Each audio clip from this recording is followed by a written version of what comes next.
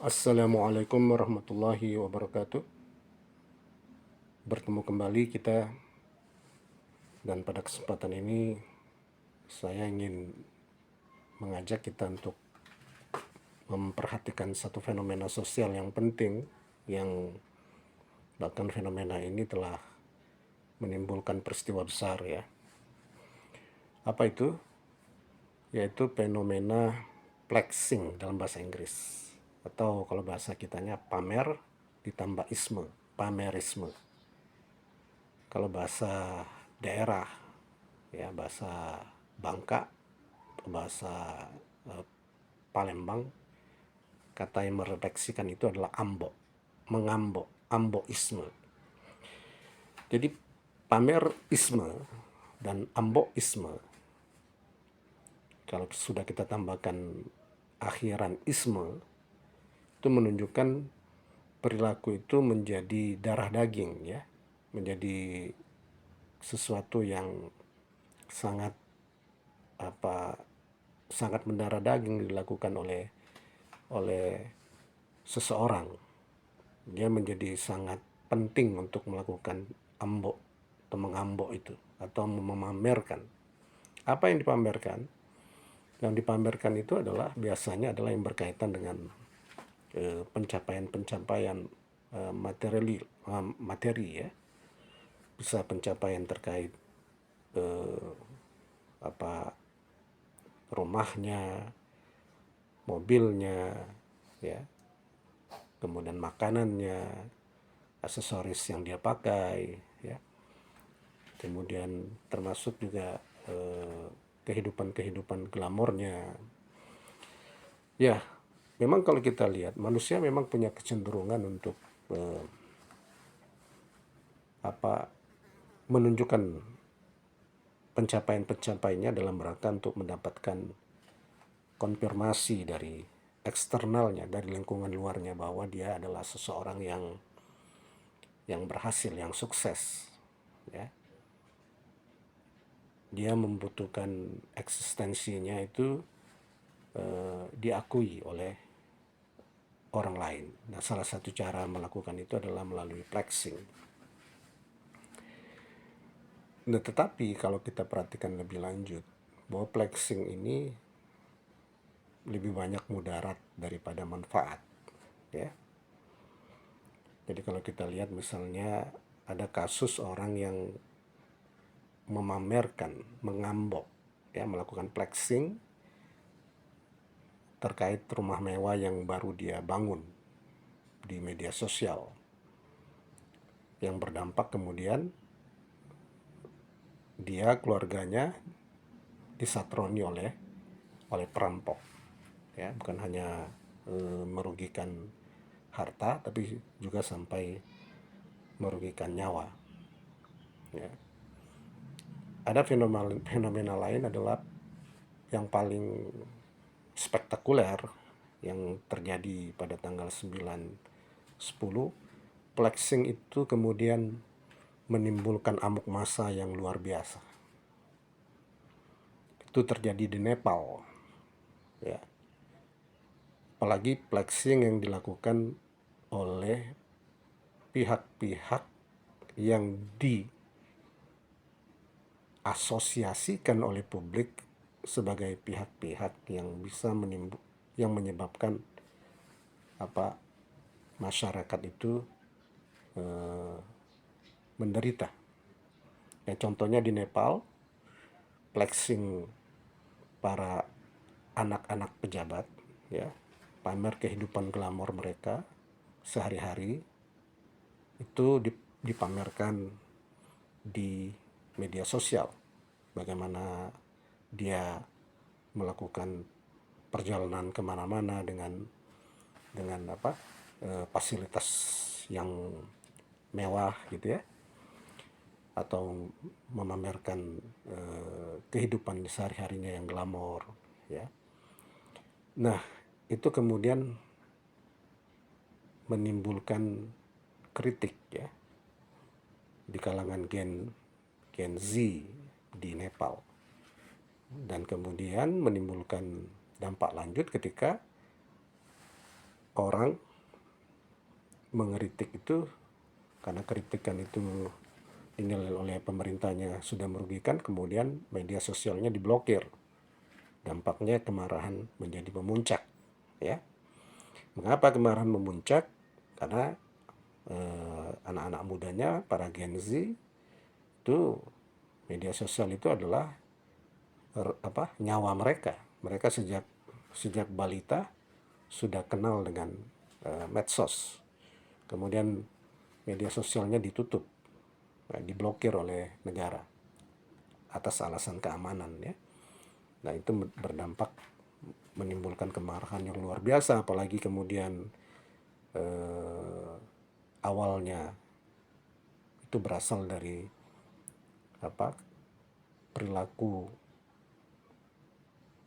anak-anak pejabat yang hidup mewah, yang kemudian tidak bisa dikritik karena kritikan terhadap pejabat dan anak-anak mereka yang hidup mewah itu melalui media sosial tidak bisa lagi dilakukan. Media sosialnya ditutup, diblokir, yang berdampak kemarahan itu disalurkan melalui dunia nyata dengan cara membakar, menghancurkan, ya, fasilitas-fasilitas penting, baik itu kantor-kantor pemerintah, kantor-kantor DPR, ya, rumah para pejabat, bahkan para pejabatnya sendiri yang disatroni oleh massa, sehingga menyebabkan mereka ada yang dibulan-bulani, bahkan ada yang sampai istri salah mantan perdana menterinya itu sampai tewas dalam kasus yang sangat memprihatinkan itu, ya.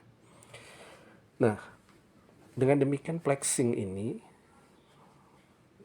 harus kita ingatkan, ya, manfaatnya kecil dan mudaratnya besar. Bahkan saya menilai manfaatnya mungkin tidak ada, ya. Mengapa kita harus merasa penting, merasa bangga orang lain tahu kehidupan glamor kita untuk memacu apa sebenarnya? Karena secara psikologis, ya, perilaku seperti itu juga tidak akan menyebabkan seseorang itu menjadi diapresiasi pencapaian-pencapaian materialnya itu oleh masyarakat, ya. Apalagi kemudian kalau pencapaian-pencapaian material itu diasosiasikan oleh masyarakat karena yang bersangkutan mendapatkan itu, bisa mencapai itu, ya, karena dengan cara-cara yang tidak fair, ya, dengan cara-cara korupsi misalnya. Ya, ini asosiasi masyarakat, belum tentu yang bersangkutan korupsi, ya, tidak korupsi, tapi masyarakat mengkaitkan dengan perilaku korupsi karena misalnya dia adalah pejabat negara, dia adalah pejabat publik, ya. Nah, perilaku flexing ini ya perlu kita ingatkan, terlebih kepada para pejabat publik, ya, dan keluarganya. Hindarilah melakukan amboisme atau pamerisme terkait materi yang Anda miliki, ya, untuk mencegah, ya, timbulnya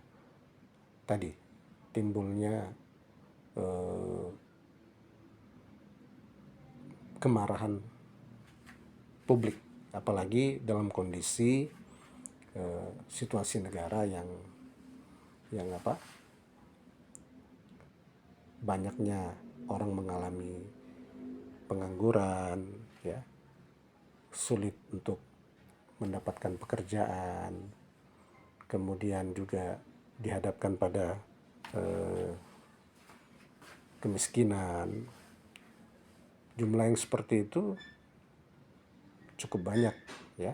Jadi kita katakan memang secara pendekatan, misalnya pendekatan agama, marah melihat orang memiliki kemewahan itu sesuatu yang tidak tepat. Itu namanya iri, ya. Tetapi ya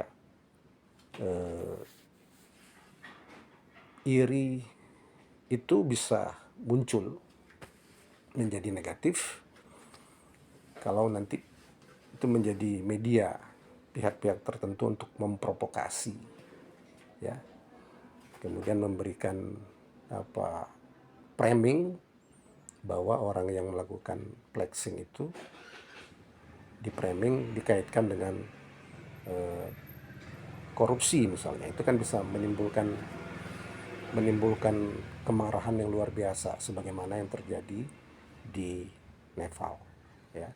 Di kehidupan mewah dari para pejabat dan anak-anaknya itu dikaitkan oleh publik, oleh masyarakat dengan korupsi, karena memang negara tersebut juga salah satu kelemahan yang mendasar perilaku korup dan korupsi yang sudah cukup mendarah daging dalam kehidupan birokrasi negara, ya. Begitu juga ditambah lagi dengan adanya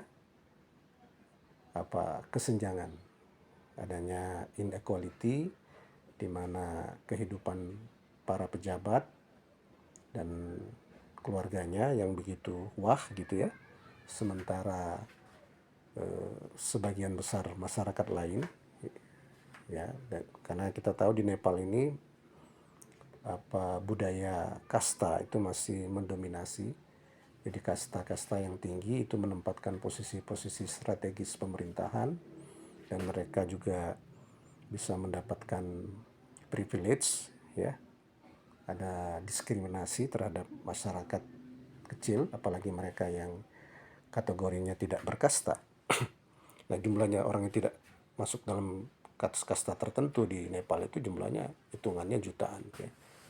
Kalau saya searching di internet itu jumlahnya sampai antara 3,8 sampai 4,4 juta dari 29,6 juta penduduk Nepal. Nah, jadi perilaku flexing itu memang sebaiknya kita hindari untuk mencegah kemudaratan yang lebih besar, ya. Karena walaupun kita misalnya tidak di framing bahwa kemewahan yang kita dapatkan itu dari perilaku korup misalnya, ya, sebagaimana yang pernah terjadi di media sosial seperti yang saya sampaikan tadi, ada yang memamerkan rumah mewah yang baru dia bangun, ya. Itu kan adalah prestasi dia sebagai orang biasa, tapi dampak negatifnya kemudian dia dan keluarganya disatroni perampok, ya. Bukan hanya kerugian secara material, bahkan kerugian secara nyawa, ya. Ada yang tewas terbunuh. Nah, hal-hal yang seperti itu seharusnya kita cegah dari awal, ya, dengan tidak membiasakan untuk flexing atau memamerkan pencapaian-pencapaian material Anda di dunia maya. Tentu kita melakukan itu dengan tujuan untuk tidak menimbulkan mudarat baik bagi kita pribadi maupun bagi kehidupan sosial kita bersama. Teman-teman, demikian yang bisa saya sampaikan.